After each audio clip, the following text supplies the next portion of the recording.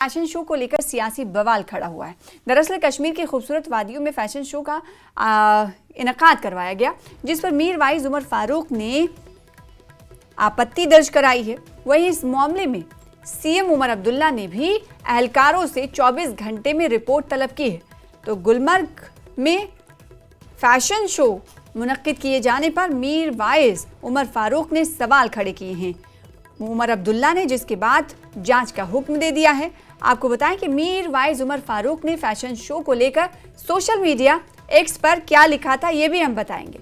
और इस वक्त जिस मुद्दे को लेकर बवाल छिड़ा वबाल मचता हुआ दिखाई दे रहा है जम्मू कश्मीर में, वो ये कि गुलमर्ग में एक फैशन शो का इनकाद किया जाता है और फैशन शो के इनकाद पर मीर वाइज उमर फारूक ने सोशल मीडिया पर एक पोस्ट किया। इस पोस्ट में उन्होंने लिखा कि ये बेहद शर्मनाक है।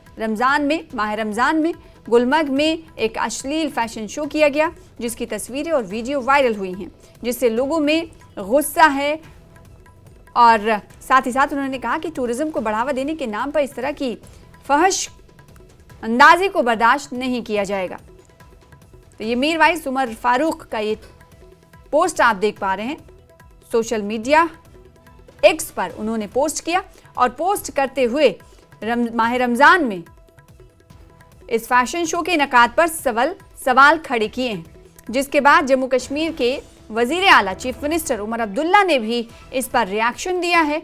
उमर अब्दुल्ला ने लिखा है सोशल मीडिया एक्स पर कि सदमा और गुस्सा मैं पूरी तरह से समझ सकता हूं और सदमा और गुस्सा पूरी तरीके से समझ आता है। उन्होंने कहा कि मेरे ऑफिस के जो आला अहलकार हैं उनके राबते में हूं और मैंने अगले 24 घंटों में रिपोर्ट पेश करने के लिए कहा है। रिपोर्ट के तहत आगे की कार्रवाई की जाएगी। रिपोर्ट के बिना पर उन्होंने कहा कि आगे की कार्रवाई की जाएगी कि आखिर माह रमज़ान में इस तरह के फैशन शो का इनकाद जो किया गया, इसका बेस क्या था।